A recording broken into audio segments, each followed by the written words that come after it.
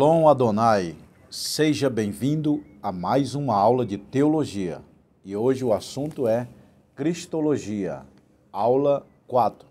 Pessoal, esse livro está simplesmente maravilhoso.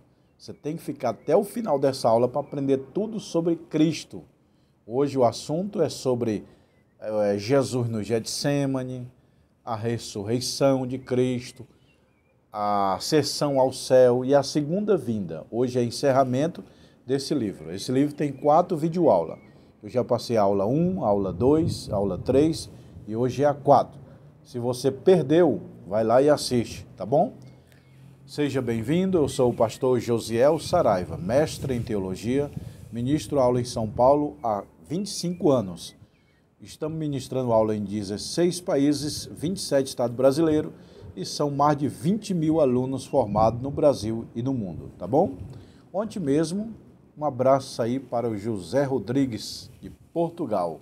Ontem mesmo ele me ligou, conversou comigo, estou assistindo teus vídeos, quero fazer o curso, e ele comprou o curso básico, médio, bacharel, mestrado, e comprou o anel também de teologia. Então, ele vai vir para o Brasil aqui em dezembro, e vai pegar os livros dele, mas a gente envia também pelos correios para Portugal, para América, Flórida, Estados Unidos, Japão, Suíça. Eu já mandei livro para o mundo inteiro. Um abraço para o Rodrigo, tá bom? Lá de Portugal. Ó, Ramatiologia, eu falei Rodrigo, né? O nome dele é José Rodrigues, tá bom? Um abraço, José Rodrigues. 20 livros é o curso básico. E temos anel de formatura de teologia, ó. Se você quer anel de teologia, tá bom, pessoal? Vamos para a aula. Jesus no Getsêmani, aula 4. Se você tem esse livro em casa, abre na lição 4. Se você não tem, entre em contato comigo e diz: Pastor Josiel, eu quero comprar a coleção do básico. Tá aí, ó. Coleção do básico, coleção do médio e do bacharel. Básico é 20 livros e o bacharel 40 livros. E o anel para quem quiser. Getsêmani, vocábulo proveniente do aramaico. Isso significa um lugar de azeite. Era um jardim do grego a leste de Jerusalém, do Vale do Ribeiro de Siquém, próximo do Monte das Oliveiras, Jardim de Getsêmani. É o lugar onde Cristo passou grande sofrimento. Na verdade, Cristo teve 3 grandes sofrimentos. Ponto crucial da vida de Cristo. Número 1, o jardim do Getsêmani. 2, a traição de Judas. 3, a crucificação de Jesus. Tá? E daqui a pouco nós vamos ver que Cristo não foi crucificado na cruz. Cristo morreu na cruz. Não, quem morreu foi Jesus. Qual a diferença? Jesus é natureza humana. Cristo é natureza divina. A natureza divina não morre. Portanto, quem morreu na cruz foi Jesus, não Cristo. Na cruz, Jesus liberou Cristo. Ele falou o quê? Jesus na cruz: Pai, na tua mão entrego o meu espírito. O espírito de Jesus é quem? Cristo. Então, Jesus na cruz queria dizer: Pai, nas tuas mãos entrego Cristo. Na cruz, grave isso, na cruz, Jesus liberou Cristo. Tendo Jesus dito isso, saiu do seu discípulo para além do ribeiro de Sidom, e onde havia um outro, o qual entrou com seus discípulos. João 18:1. Jesus vai no Getsêmani fazer a oração antes da crucificação. E lá o seu suor transforma em grandes gotas de sangue. Não é a lágrima. Tem gente que fala: Jesus chorou lágrima de sangue. Não está escrito isso na Bíblia. Nós estamos aprendendo Cristo na Bíblia. Ontem mesmo eu falei para um pastor. Os alunos me perguntam: professor, qual o livro que você indica? Eu digo: você já leu a Bíblia toda? Alguns dizem: não. Eu digo: indica a Bíblia. Tem 66 livros a Bíblia. Você não leu todos, eu não indico nenhum livro, eu indico a Bíblia. Agora, se você já leu a Bíblia toda, eu indico meus livros de teologia, eu indico enciclopédia bíblica, dicionário bíblico, para te ajudar. Mas o livro do livro é a Bíblia, pessoal. Para que você vai comprar mais livro? A não ser que você compre esses livros aqui, porque eles vão te auxiliar a entender a Bíblia. Mas não, comprar um livro de filosofia, psicologia, vou comprar um livro de história. Para quê, meu irmão? A filosofia maior está aqui, a psicologia maior está aqui, a história maior está aqui da humanidade. Então, leia a Bíblia. Nós estamos estudando Cristo pela Bíblia, tá bom? Após a Páscoa, Jesus em oração. Então, a Bíblia não diz que Jesus chorou sangue. A Bíblia diz que Jesus chorou sangue. Não. A Bíblia diz que Jesus, na semana, o seu suor transformou-se em gota de sangue. Segundo a psicologia, a medicina diz que se a pessoa ficar em alta depressão, grande agonia, os seus póluros, nós temos póluros que transmitem a água do corpo para fora, né? E os seus poros podem sair grandes gotas de sangue. Houve um rei na história que ele ficou tão deprimido, foi um irmão que falou para mim que ele leu no livro. Na verdade, eu não li o livro, mas vamos pesquisar se é verdade. Coloca no Google. É um rei que suou sangue. Se sua sangue é anormal, em alta depressão, então Jesus suou sangue, o seu suor se transformou em sangue, lá no Jardim Getsemane. Por que ele entrou em quase depressão lá no Getsemane? Porque ele viu a cruz, ele viu a morte, ele viu o sofrimento, e ele falou, Pai, passa de mim esse cálice. Segundo os gregos, tinham um costume na Grécia, de quando uma pessoa faz um crime, o juiz coloca um veneno no copo e manda dar para os suspeitos que estão na fila, né? Por exemplo, 10 suspeitos. Aí o primeiro pega o copo com veneno, chamado cálice. Aí o juiz olha e acha ele inocente, passa para o próximo. O juiz olha o próximo, passa para o outro. Eu acho ele inocente, passa para o outro. Quando o juiz achava que uma pessoa era culpada, ele toma o cálice, toma o veneno. O cara tomava, morria e colocava em liberdade os outros e ia embora. Foi exatamente isso que Jesus falou. Pai, passa de mim o cálice. Não sou eu o culpado, não sou eu o criminoso. É esse povo. Aí então, se Jesus passasse para nós, ele estaria livre. Mas ele inocente, igual o ladrão lá, que o homem que tomou o cálice, ele era inocente, mas o juiz mandava tomar, e o culpado que estava ali entre eles ia embora inocentado. Foi exatamente isso que Cristo falou. Pai, ou seja, eu sou inocente, é eles o culpado, não sou eu. Mas como tu é o juiz e está mandando eu beber, eu bebo para inocentar esse povo. Entendeu, pessoal? Aí vem Judas e beija Cristo, trai 30 moedas de prata. 30 moedas de prata, grave bem isso. José foi vendido por 20 moedas de pratas. Naquele tempo não era moeda, era ciclo. Era um carocinho de prata. Chamava ciclo. A gente fala moeda de prata que José foi vendido. Mas no tempo de José não existia moeda ainda. Era uma prata do tamanho de um caroço de feijão chamado ciclo. A moeda foi inventada 700 anos antes de Cristo. Bem depois de Moisés, bem depois de Josué. Mas está na Bíblia moeda para você entender que a moeda é uma forma de troca. Entendeu? Mas, na verdade, José não foi vendido por moeda literal. É ciclo, que é pedaço de prata do tamanho de feijão. José foi vendido por 20 ciclos de prata. E Jesus, sim, foi vendido por 30 moedas de prata por Judas. Aí tem muita gente que fala que ele se enforcou, porque a Bíblia diz em Mateus 27,5 que Judas saiu para se enforcar. Mas a Bíblia não fala que ele se enforcou. Lá em Atos, capítulo 1, fala que ele se precipitou de um abismo. Então, professor, ele se matou ou ele se precipitou? Ele se jogou no abismo, ele se matou, ele se suicidou. Aí a Bíblia diz em Atos 1, pode ler lá, que as suas entranhas, sua barriga rasgou. Ele jogou-se do penhasco e foi rasgando o corpo, rasgando a barriga, as tripas saiu. Está lá em Atos capítulo 1, pode ler. Os dois maiores jardins da Bíblia. Olha aí, tem o jardim do Getsêmani e o jardim do Éden. No jardim do Éden é o primeiro Adão, Cristo. No jardim do Éden, melhor dizendo, no primeiro jardim é Adão. O segundo jardim é Cristo. Adão trouxe o pecado no jardim do Éden. Jesus no Getsêmani trouxe o perdão do pecado.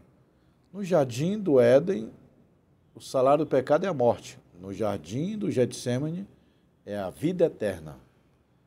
No jardim, estamos debaixo da ira, no jardim do Éden, debaixo da ira. No jardim do Getsêmani, estamos debaixo da graça. No jardim do Éden, estávamos caídos. No jardim do Getsêmani, Cristo levantou o homem. No jardim do Éden, o homem pecou.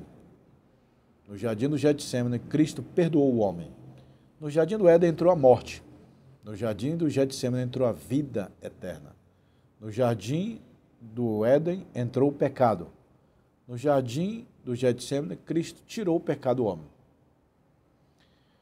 No jardim do Éden entrou a condenação. No jardim do Getsêmani, Cristo nos livrou. Satanás venceu. No jardim do Éden, Satanás venceu. E no jardim do Getsêmani, Cristo venceu Satanás. Então, os dois maiores jardins, jardim do Éden e jardim do Getsêmani. Jardim do Éden, o homem foi feito e pecou. Entrou a morte, o pecado, a destruição, tudo. Jardim do Getsêmani, Cristo levanta o homem, dá a vida e o perdão. Os três pontos mais crucial da vida de Cristo, eu falei, a grande agonia no jardim do Getsêmani, a traição de Judas e a crucificação. Então, qual foi o ponto crucial da vida de Cristo? A grande agonia no Getsêmani, a traição de Judas e a crucificação. Agora anote isso. Olha aí, isso que eu estou falando está aqui, ó. Os três pontos cruciais. Agora eu vou falar um pouquinho sobre o jardim, está aqui, ó. O jardim está aqui, ó. Jardim do Éden, jardim de Getsêmani. Tá vendo? Agora eu vou falar esse outro assunto aqui, ó. 7 milagres na vida de Cristo. Ó.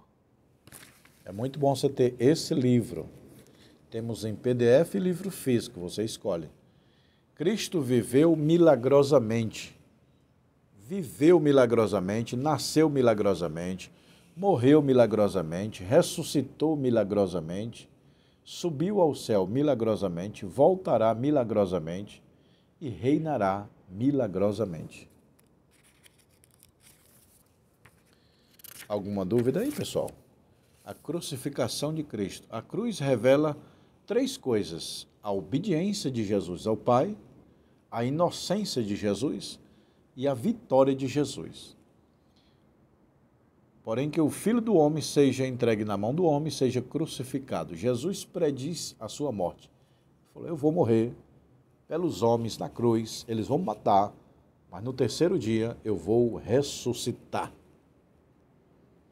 Então a cruz revela a obediência de Jesus a Deus, a inocência e a vitória. A importância da morte de Cristo. Morrer, todo mundo morre. Moisés morreu, os apóstolos morreram. A grande questão não é morrer, a grande questão é ressuscitar. Quem dentre si ressuscitou por si mesmo? Ninguém. Paulo orou e houve ressurreição. Muitos homens oraram e houve ressurreição. Mas quem ressuscitou sozinho? Ninguém. Só Jesus Cristo. 7 milagres na manifestação do Espírito Santo. 7 manifestação do Espírito Santo na vida de Cristo. Olha só. Na encarnação, Cristo encarnou. Ele não reencarnou, mas ele encarnou. Cristo, ele encarnou em Jesus. No batismo de Cristo, manifestação do Espírito Santo no batismo, na tentação, no ministério, na crucificação, na ressurreição, na ascensão. Então o Espírito Santo estava presente na vida de Cristo em todas as esferas. Na hora que nasceu, na hora que batizou, na hora que foi para o deserto ser tentado, na hora que estava fazendo milagre, na hora que morreu, na hora que ressuscitou, na hora que subiu para o céu, na hora que vai voltar para o céu, na hora que voltar do céu e também na hora de governar esse mundo. 7 palavras da cruz, 7 palavras que Jesus disse na cruz. Primeira palavra: Pai, perdoa porque não sabe o que fazes. Em verdade te digo que hoje estarás comigo no paraíso. Então são 7 palavras que Jesus falou na cruz. 7 milagres na crucificação de Cristo. 7 milagres. Jesus morrendo na cruz e os milagres sendo acontecidos. Aqui, ó. São esses milagres aqui que vocês estão vendo, ó. O sol se escureceu, o véu do templo se rasgou, houve um grande terremoto, as pedras se fenderam, abriram-se o sepulcro, os mortos ressuscitaram. Jesus salva o ladrão da cruz. Que para nós, o maior milagre não é um morto ressuscitar. O maior milagre não é um paralítico andar, um cego enxergar. Não. Qual o maior milagre? Jesus falou. Os discípulos chegou e falou: eu expulsei demônio, eu curei, ressuscitei, fiz paralítico andar. Jesus disse: ó, isso não é grande coisa. Aos discípulos: o que é grande coisa? O que é grande milagre? Jesus: o nome escrito no livro da vida. O maior milagre que o homem pode ter é o nome escrito no livro da vida. A salvação eterna. Não adianta expulsar demônio, não adianta fazer morto ressuscitar, cego enxergar, se você não entrar no céu. Muitos me dirão: Senhor, eu curei, ressuscitei, fiz milagre. Jesus: eu não conheço. Vocês são malditos. A ressurreição de Cristo. O que nos trouxe a morte de Cristo? O perdão. E o que trouxe a ressurreição? A justificação. A cruz, com seu sangue, perdoa. A justificação é a ressurreição. Paulo falou: se Cristo não ressuscitasse, é vã a nossa fé. Então, a cruz revela perdão. A ressurreição revela justificação. O que é justificado? É que nós estávamos distintos do céu, distintos de Deus, longe da glória de Deus. Justificar é trazer para a casa do Pai, trazer para o Pai, trazer para o céu. Justificar quer dizer isso aí. E o sangue dos animais não purificava. Expiação. O que é expiação, pessoal? Expiação é assim: o pecado do homem está aqui, aí o sangue do animal, ele cobria, ó, você está vendo, não está dando para ver, ó. O sangue do animal cobria o pecado. Mas se tirasse o sangue, o pecado estava lá. É mais ou menos, eu comparo como um cocôzinho de gato, de cachorro, né? Que você joga terra, areia em cima e pronto, sumiu. Sumiu não, cobriu. Agora, outra pessoa, o cachorro caga, o gato caga, ele lava. Então, ali purificou. O que jogou a terra só cobriu. Então, o sangue dos animais nunca perdoava ninguém. Ele cobria para Deus não destruir a pessoa. Aplacava a ira de Deus. Então, a palavra expiação no Antigo Testamento para pecado é cobrir. Cobrir. Novo Testamento é purificação, não é cobrir. Então, o sangue do animal cobria o pecado do homem. E o sangue do Cordeiro de Deus, Jesus Cristo, purifica. Há uma grande diferença entre cobrir e purificar. Qual foi o dia e a hora que Jesus ressuscitou? Domingo, que hora? 6 da manhã, pessoal. A Bíblia está falando aqui, ó. Marcos 16 e 9. Jesus ressuscitou no primeiro dia da manhã da semana.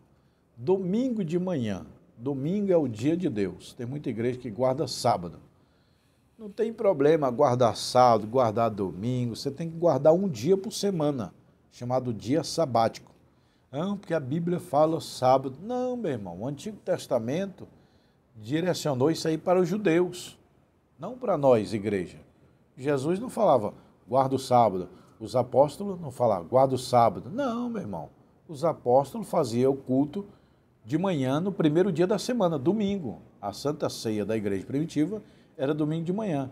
Então, pastor, sou obrigado a guardar sábado? Não. Você é obrigado a guardar um dia por semana. Aí você escolhe ou sábado, ou domingo, ou meio de semana.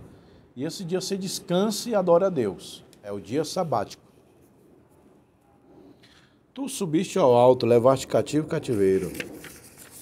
Ressurreição. Jesus ressuscita no terceiro dia. Ele fica 1, 2, 3 dias. No terceiro dia ele ressuscita milagrosamente. Paulo disse, se Cristo não ressuscitou, é vã a nossa pregação. Mas ele ressuscitou. Quantas ressurreições teve na Bíblia? 10. O filho da viúva de Serapta, o filho da Sunamita, o homem lançado na cova de Eliseu, a filha de Jário, o filho da viúva de Naim, a de Tabita, de Euco, de Lázaro, e a da ressurreição dos mortos em Cristo e a de Cristo. Aqui, ó. Você precisa ter esse livro aqui que está uma riqueza, não dá para mim falar tudo. Aí Jesus ressuscita e aparece para todo mundo fica admirado, aquela grande ressurreição de Cristo, ressurreição maravilhosa. Depois que Jesus fica mais 40 dias na terra, depois ele sobe ao céu e vai voltar milagrosamente. Depois, ele no arrebatamento da igreja, ontem uma irmã, a irmã Dora, um abraço, ela me perguntou, pastor, o senhor é pré-tribulacionista? Eu falei, sou. O senhor crê no arrebatamento? Eu falei, creio. Eu creio no arrebatamento da igreja, meu irmão. Eu aprendi desde criança, li a Bíblia e depois de velho, já maduro, analisando meus conceitos, eu continuo crendo que o arrebatamento da igreja existe. Cristo vai voltar em duas fases, arrebatamento e a segunda vinda em glória. Tem gente que junta as duas em uma só. Não tem problema. O importante é crer em Jesus Cristo. A ascensão de Cristo, a segunda vinda de Cristo. Cristo vai voltar milagrosamente, meus irmãos. Tá bom, pessoal? Essa é a aula 4 de Cristologia. Se você quiser, com maior detalhe, maior riqueza de informação, você precisa adquirir esse livro. Pastor, como é que eu faço? Está aqui embaixo na descrição. Clica aqui embaixo na descrição. Está aqui meu WhatsApp. Você clica e... Pastor, eu quero comprar os livros. Aí eu te mando pelos correios. Com 5 dias chega aí. Se for em São Paulo, 2 dias. Se for fora de São Paulo, 5 dias, 7 dias no máximo. Chega aí. Tá bom? Quantos livros são o curso? 20 livros. 20 livros é o curso básico. Ó. 20 livros é o curso básico. 40 livros é o bacharel.